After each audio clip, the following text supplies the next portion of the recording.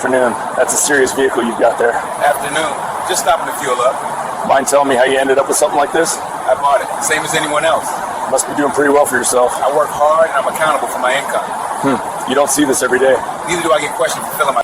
At a sunlit gas station in the middle of an ordinary afternoon, a distinguished professional became a suspect for one reason. The luxury car he was driving didn't match the officer's assumptions.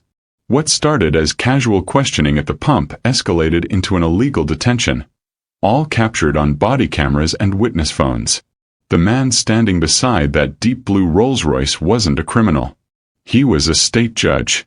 And the confrontation that followed would cost the department $14.2 million, end careers, and spark a statewide reckoning with racial profiling. Before we continue, drop a comment letting us know where you're watching from, and hit subscribe, because tomorrow's story will leave you speechless. Judge Malcolm Avery had made this drive 100 times before. The route from the courthouse to his home in the northern suburbs was predictable, quiet, and gave him the space he needed to decompress after long days on the bench. Today had been no different. A full docket, 2 sentencing hearings, and a motion argument that stretched past lunch. By the time he merged onto the highway, his mind was already shifting toward evening plans. A simple dinner, maybe some reading, nothing complicated. The fuel gauge had been hovering near empty for the last 10 miles, so when he spotted the familiar gas station just off the exit, he pulled in without hesitation. It was early afternoon, the kind of bright, unremarkable Tuesday where most people were at work or running errands. A few cars occupied the other pumps. A woman in workout gear swiped her card at pump 3. An older man in a pickup truck filled his tank slowly, staring at his phone. Avery stepped out of his deep blue Rolls-Royce and stretched briefly, feeling the warmth of the sun on his shoulders. He was dressed for court, crisp white shirt, dark slacks, polished shoes, though he'd left his robe and briefcase locked in the trunk. The car was his one indulgence, a reward he'd given himself after years of public service and careful saving. He'd purchased it outright 3 years ago, registered it properly, insured it fully, and never once regretted the decision. He unscrewed the fuel cap, selected premium, and slid his credit card through the reader. The pump beeped its approval. He lifted the nozzle and began filling the tank. His posture relaxed, his expression calm. Around him, the gas station hummed with mundane activity. Doors chiming as customers entered the convenience store, engines idling, the faint hiss of fuel flowing through hoses. Avery had no reason to look over his shoulder. No reason to notice the patrol car that had slowed near the entrance. No reason to see the officer behind the wheel, eyes fixed on the luxury vehicle and the man standing beside it, already forming conclusions that had nothing to do with evidence and everything to do with assumptions he wouldn't question. The pump clicked off. Avery replaced the nozzle. And that's when he heard the footsteps approaching from behind. Avery turned and found himself face to face with a uniformed officer, mid-30s, square-shouldered, with a badge that caught the afternoon light. The man's expression wasn't hostile exactly, but it wasn't neutral either. There was something measured in the way he looked at Avery, then at the car, then back again, a calculation happening behind his eyes that had already reached a conclusion. "Afternoon," the officer said, his tone light but pointed. "That's a serious vehicle you've got there." Avery offered a polite nod. "Afternoon. Just stopping to fuel up." The officer stepped closer, his gaze sweeping over the Rolls-Royce's glossy paint, the chrome accents, the custom wheels. He didn't smile. "Mind telling me how you ended up with something like this?" The question hung in the air longer than it should have. Avery had been asked variations of it before. At car meets, at valet stands, even by curious colleagues, but never like this. Never with that edge of suspicion threaded through casual curiosity. Never by someone with a badge and a gun. "I bought it," Avery said simply. "Same as anyone else." The officer's eyebrows lifted slightly, as if the answer didn't quite compute. "Must be doing pretty well for yourself." "I work hard and I'm accountable for my income." There was a pause. The officer rocked back on his heels, hands resting near his belt. His eyes hadn't left Avery's face. "You don't see this every day." Neither do I get questioned for filling my tank, Avery replied, his voice still even but firm enough to draw a line. The officer's expression shifted, just barely. A tightening around the mouth. A flicker of something that might have been irritation or defensiveness. He glanced at the car again, then at the pump, as if searching for some detail that would justify what he was doing. When he looked back at Avery, his tone had changed. Less conversational. More official. "Where are you coming from today?" Avery felt the shift immediately. This was no longer small talk. This was an interrogation disguised as courtesy, and he knew exactly where it was headed. He also knew that anything he said now would be used to justify whatever the officer had already decided was true. Around them, the gas station continued its quiet routine. But the woman at pump 3 had stopped mid-swipe to glance over. The man in the pickup had lowered his phone. Witnesses were forming, even if they didn't realize it yet. "I asked where you're coming from," the officer repeated, his voice firmer now. "From work," Avery said. "Downtown." "What kind of work?" Avery paused, weighing his options. He could end this in one sentence, but something told him that revealing his position too early might escalate things rather than diffuse them. The officer was committed to a narrative now, and contradicting it with authority might provoke defensiveness, or worse. "Professional work," Avery said carefully. "I'm employed full-time." The officer's jaw tightened. "That's not really an answer. It's the answer you're entitled to without probable cause." The officer's eyes narrowed. He took another step forward, closing the distance between them. "I'm going to need to see your license and registration, and proof that this vehicle belongs to you." There it was. The accusation, no longer hidden behind polite inquiry. Avery felt the familiar weight of injustice settling over the moment, the kind he'd witnessed from the bench countless times but rarely experienced firsthand. He reached slowly for his wallet, making sure his movements were deliberate and visible. "My registration is in the glove compartment," Avery said. "And my license is right here." He handed over his driver's license. The officer took it without looking at it, his attention still fixed on Avery's face as if expecting a tell, some crack in the composure that would confirm his suspicions. "Stay here," the officer said, finally glancing down at the license. He turned and walked back toward his patrol car, radio already in hand. Avery stood beside his vehicle, hands at his sides, aware of every eye now turned in his direction. The woman at pump 3 had her phone out. The man in the pickup was leaning against his truck, openly staring. Inside the convenience store, a clerk had moved to the window. He could hear the officer's voice, low and clipped, speaking into his radio. Words like luxury vehicle and suspicious circumstances drifted across the asphalt.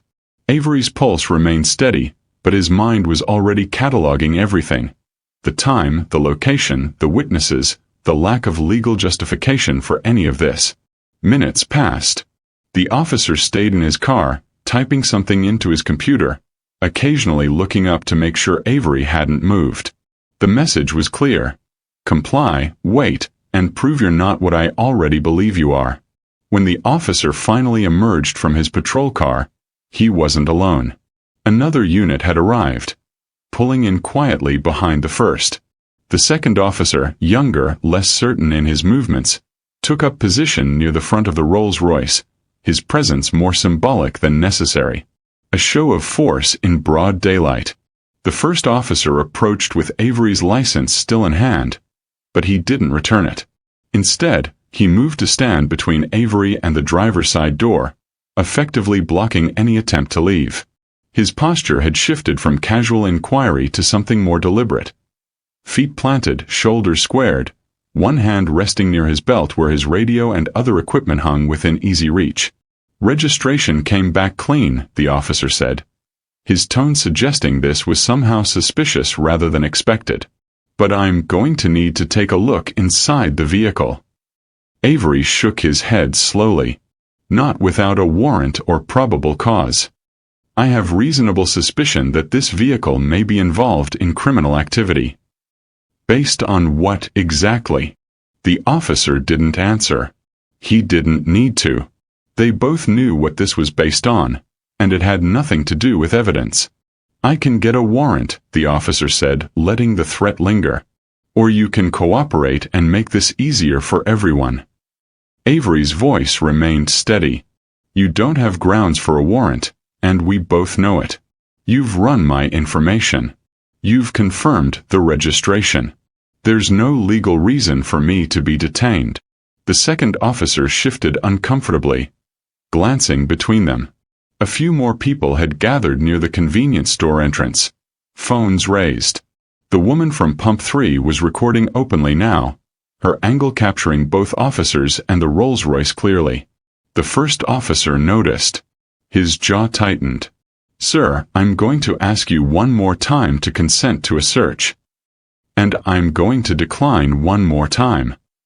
The officer's hand moved closer to his radio, his body language hardening.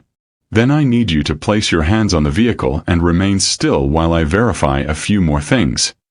It wasn't a request.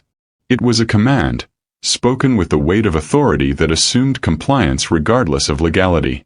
Avery felt the moment crystallizing, the point where cooperation ended and violation began, all of it captured by multiple cameras, all of it playing out in front of witnesses who were finally beginning to understand what they were seeing. The woman from Pump 3 had moved closer, her phone held steadily at eye level. She wasn't pretending anymore. She was documenting. Behind her, another customer had emerged from the convenience store and stopped mid-stride, immediately pulling out his own device. The man in the pickup truck had repositioned himself for a better angle, his camera trained on the officers. Yo, this ain't right, someone called from near the air pump. Man's just getting gas. The first officer's head snapped toward the voice.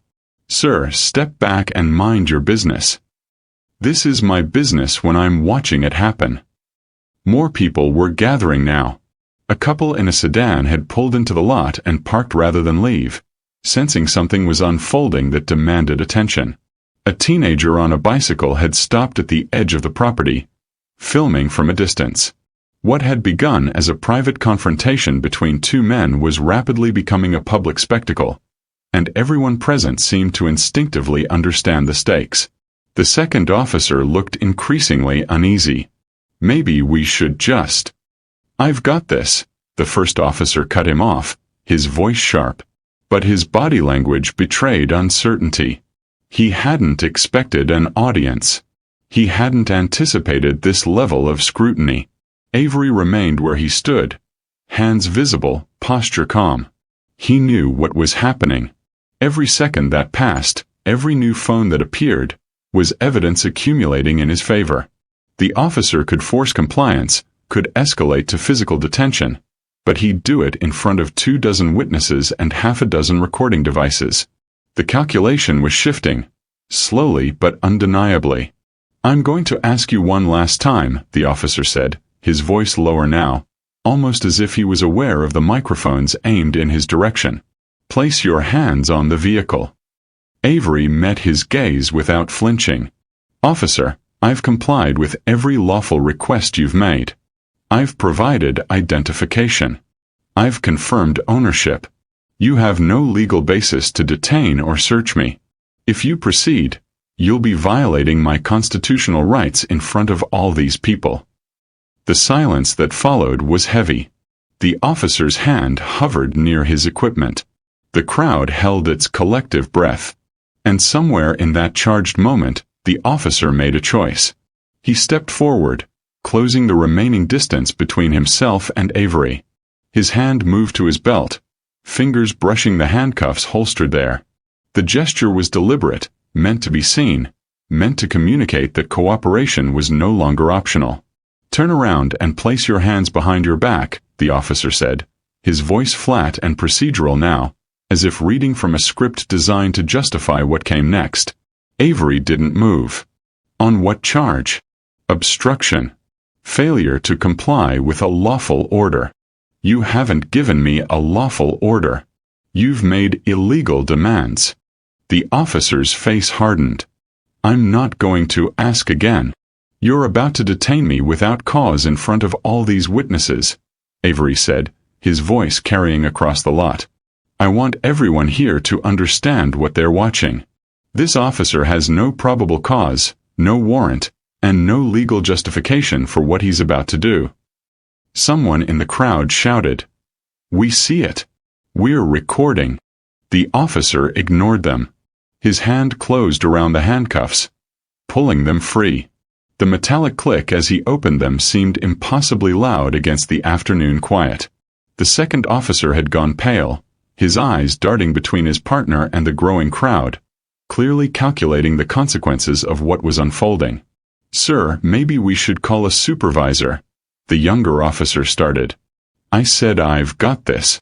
Avery's heart rate had finally begun to climb, but his exterior remained composed. This was the moment every black person in America knew could arrive without warning. The instant when following the law, asserting your rights, and maintaining your dignity still wasn't enough to protect you from power wielded without accountability. He thought of his courtroom, of the defendants who had stood before him describing exactly this kind of encounter, and how he'd listened with professional detachment, always wondering if they'd exaggerated, if they'd provoked it somehow. Now he knew. They hadn't. The officer reached for Avery's arm. "Before you do that," Avery said, his voice cutting through the tension with quiet authority, "I need to inform you of something." The officer paused, his grip hovering inches from Avery's wrist. There was something in Avery's tone that registered, a shift from defendant to something else entirely. Something the officer couldn't quite identify but instinctively recognized as danger. "I'm Judge Malcolm Avery. Superior Court. 6th District." The words landed like a physical blow.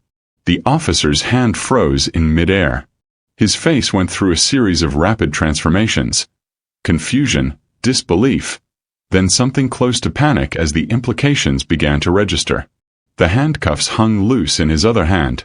Suddenly absurd, a weapon that had lost all its power. "You're what?" the officer managed, his voice cracking slightly. "Judge Malcolm Avery," Avery repeated, reaching slowly into his jacket pocket. He pulled out his judicial credentials, the embossed identification card that carried the seal of the Superior Court, his photo, his signature, and the authority of the state itself. He held it up, not as a shield, but as evidence. "I preside over criminal and civil cases in the 6th District, including cases involving police misconduct and civil rights violations." The second officer's face had gone completely white. He took an involuntary step backward, as if distance might somehow separate him from what had just occurred. The first officer stared at the credentials, then at Avery's driver's license still in his hand, matching the names, the photos, the reality he'd been too blinded by assumption to consider. His mouth opened but no sound came out. The handcuffs slipped from his grip and clattered against the pavement. "You pulled me over for nothing," Avery continued, his voice measured but carrying the full weight of judicial authority now.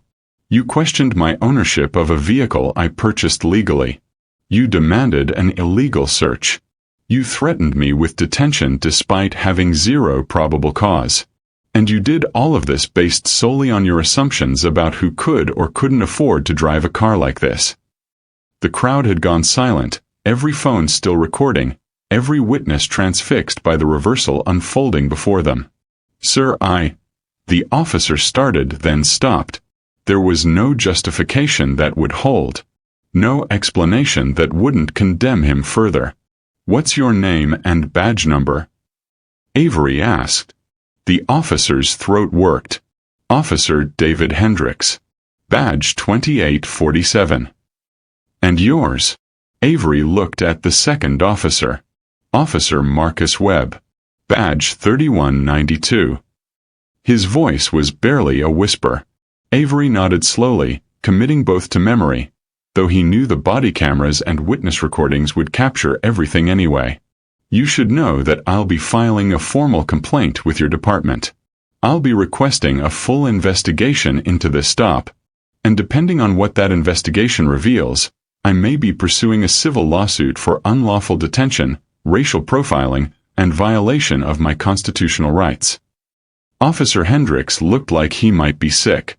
The authority he'd wielded so confidently minutes ago had evaporated completely, replaced by the stark understanding that he'd just destroyed his own career in broad daylight. Officer Webb fumbled with his radio, his hand shaking slightly as he keyed the mic. "Dispatch, this is Unit 47. Can you confirm identity for a Malcolm Avery Superior Court judge?" His voice cracked on the last word. The radio crackled. A pause that seemed to stretch forever. Then, "Affirmative, Unit 47. Judge Malcolm Avery, appointed 2016, currently presiding in the 6th District Superior Court. Is there a problem?" Webb's eyes closed briefly. "No problem. Just verifying information." "Thank you." Hendricks still hadn't moved. He stood rooted to the spot, the driver's license trembling in his hand. Around them, the crowd had begun to murmur, phones still raised, capturing every moment of the officer's retreat from authority. Someone laughed, not from humor, but from the sheer absurdity of watching power collapse so completely. "Your license," Hendricks finally said, extending it toward Avery with a hand that wasn't quite steady. "And your registration. You're free to go." Avery took his license back with deliberate slowness. "Was I ever not free to go?" Hendricks couldn't meet his eyes. "Sir, Save it for the investigation," Avery said. "Every word you say right now is being recorded. I'd suggest you think very carefully before you try to explain this." The second officer had already begun backing toward their patrol car, clearly desperate to escape the situation. Hendricks followed, his earlier confidence replaced by something that looked like genuine fear. They understood what they'd done. More importantly, they understood who had witnessed it. As the officers retreated, the woman from Pump 3 approached Avery cautiously. "Sir, I got everything on video. From the moment he walked up to you. If you need it." "I'll need it," Avery confirmed. "Would you be willing to provide your contact information?" "Absolutely." She was already pulling up her email on her phone. Within minutes, Avery had collected contact information from 5 witnesses, each offering their recordings without hesitation. The man from the pickup truck shook his hand. The teenager on the bicycle called him a legend.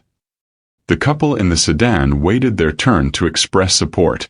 The patrol car sat silent at the edge of the lot, both officers inside, neither moving to leave. They were likely calling their supervisor, Avery thought, trying to get ahead of what was coming. It wouldn't matter. The evidence was overwhelming, the witnesses numerous, and the violations so clear that no amount of damage control would change the outcome. Avery climbed into his Rolls-Royce, started the engine, and pulled smoothly out of the gas station. In his rearview mirror, he could see phones still recording, documenting his departure as the officers remained frozen in their vehicle. Their world fundamentally changed in the span of 20 minutes. The first video appeared online within an hour.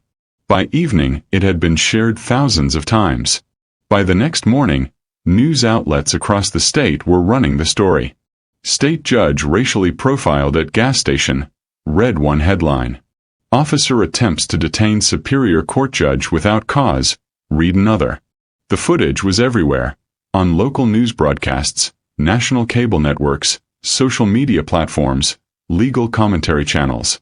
The woman from Pump 3 had uploaded her video with a simple caption, "This is what profiling looks like." The police department issued a statement within 48 hours, calling the incident concerning, and promising a thorough internal investigation. But the evidence was too overwhelming for damage control. Body camera footage confirmed every detail. Witness recordings showed the confrontation from multiple angles. There was no ambiguity, no room for alternative interpretations. Judge Avery filed his formal complaint on the 3rd day.